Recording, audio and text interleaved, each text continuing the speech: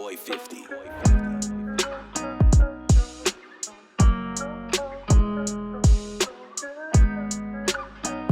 Alright, what is going on, you guys, and welcome back to the channel. So today, as you can tell by the title of this video, I've got a video talking about the new controller sensitivity settings that were added into the game yesterday. And as you guys know, yesterday I already made a video on this actually.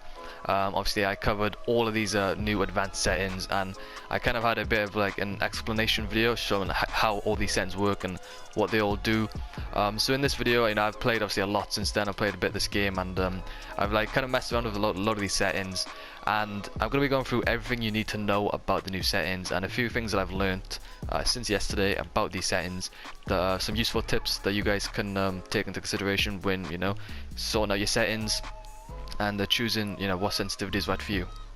So I got a lot of comments on my video yesterday, which by the way did really well. It's got over like 20,000 views at the time of recording this video, so I appreciate all the support on that. If you guys are new and you know you found out my channel from that video, make sure you guys subscribe, would appreciate it.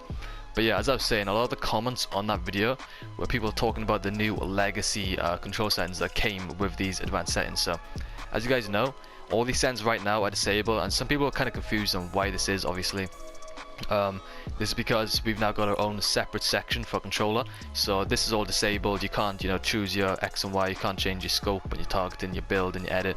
You can't touch any of this because this bit is only for the mouse and keyboard players. The controller players got a complete separate section here, and this is where you can mess around with your own settings. Now you've got two options. So as you guys can see, you can go to legacy lock controls, and if you turn this on and then click apply, all these advanced settings and all the new settings here will be disabled. As you guys can see, you can't change any of these now. And if you go back to the normal settings, these are now, they're enabled again, so you can now use these again. So these are your two options. You can either go back to your old sensitivity, and it's basically like nothing changed basically. So these are my old settings. This is exactly what I used before the update got added. But if you turn this back on, which I'm going to try and do because I feel like I can use a lot of these settings to my advantage, because you can be really specific with these settings, and I feel like if you get used to it and you find the perfect sensitivity with the advanced bit, then you can become, you know, a much better player than you currently are, because you can be like so specific with these. And as I said, once you get used to it, it's probably beneficial to kind of mess around with these settings. But as of right now, what I was doing yesterday is I just had these off. I had the advanced options off because I just didn't want to mess around with all this straight away. So I found the right look sensitivity and aim sensitivity for me, and I just messed around with these. Now once I was confident with those, I turned this on, and then these are the settings that I'm currently using. I may do an updated settings video because it's only been a day. Maybe after like a couple more days, once I find the perfect sensitivity for me, I might do like an updated one. But as of right now, this is what I'm using. As another tip as well, make sure you have this on exponential. If you have this on linear, then it's going to be really sort of like, it's hard to explain, but building is just going to be much easier.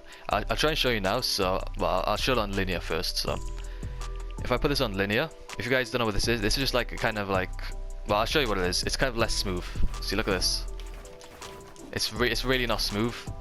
If I'm trying to build, it's just really difficult to build, and it just feels really just messy. Really, it just feels really unorganized when I'm building. And it's kind of all over the place. It's really hard to get used to.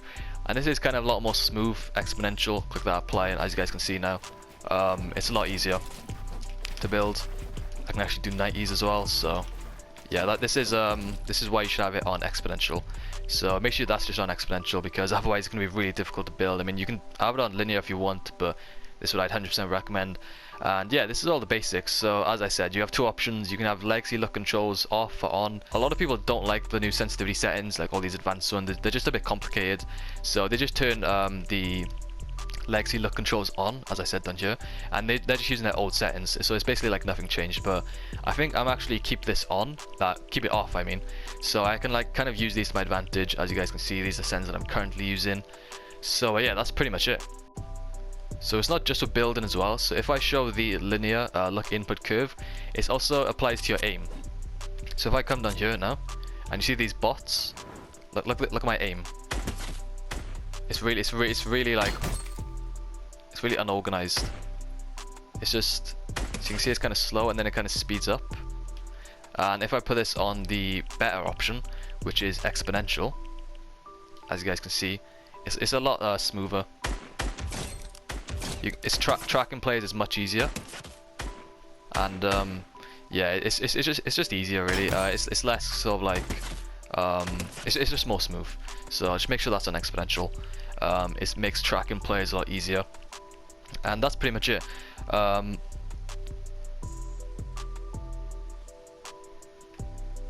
As I said before, I'd probably recommend just going in creative and messing around with your settings. So I was in creative yesterday with my build-in settings, and I was messing around with these, putting it up and down, you know, seeing if it was a bit too high, I'd put it down a bit.